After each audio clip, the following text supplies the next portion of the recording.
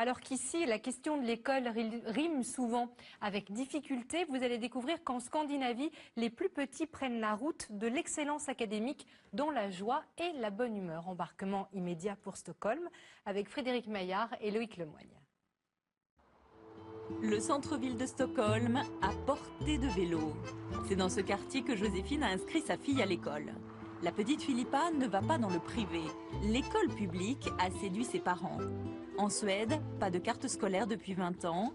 Les familles ont la liberté de choisir leur école. Avant que mon mari et moi nous choisissions cette école, nous avons fait le tour de plein d'établissements lors des journées portes ouvertes. On peut vraiment dire qu'il y a une compétition entre écoles, même publiques, mais ça c'est bon pour le système. Elles doivent veiller à une qualité permanente. Et pour être bon en mathématiques en Suède, on prend le temps d'apprendre par le jeu. La compétition ici n'est pas pour les élèves. Pas de notes jusqu'à leurs 14 ans. Et pourtant, le maître connaît parfaitement le niveau de chaque enfant.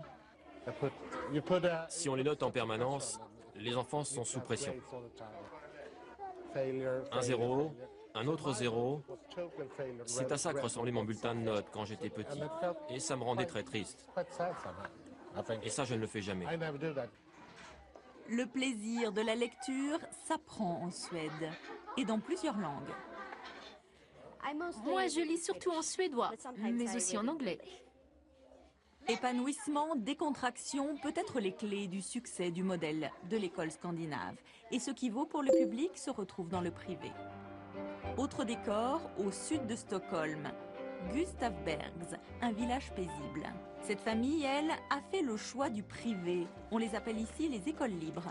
Pas de grille d'entrée, l'école est au milieu des bois, un paradis pour petits aventuriers. On fait une balade en arrivant à l'école chaque lundi. On coupe à travers bois et on écoute les oiseaux. Et cette école de rêve est accessible à tous. On ne paye absolument rien. Tout est gratuit.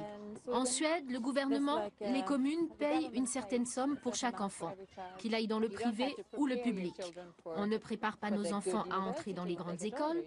On leur apprend à devenir de belles personnes, à vivre ensemble au milieu des autres enfants. Ici, on apprend les langues en chantant et l'histoire en sculptant. Comme dans le public, les professeurs ont la liberté de choisir leur méthode d'apprentissage. L'État suédois leur fait confiance.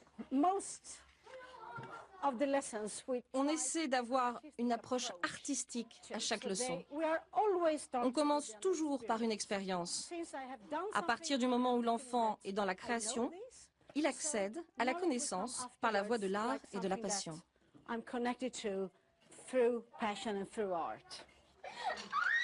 La classe d'histoire égyptienne vient de finir, c'est l'heure de la cantine. Ici, on mange bio en classe ou en terrasse entre copines. En Suède, la cantine est gratuite. L'école est le miroir de la société suédoise qui tente de préserver son modèle social. Ici, ni le privé ni le public ne revendiquent l'élitisme. Le critère de réussite, c'est avant tout le bien-être à l'école.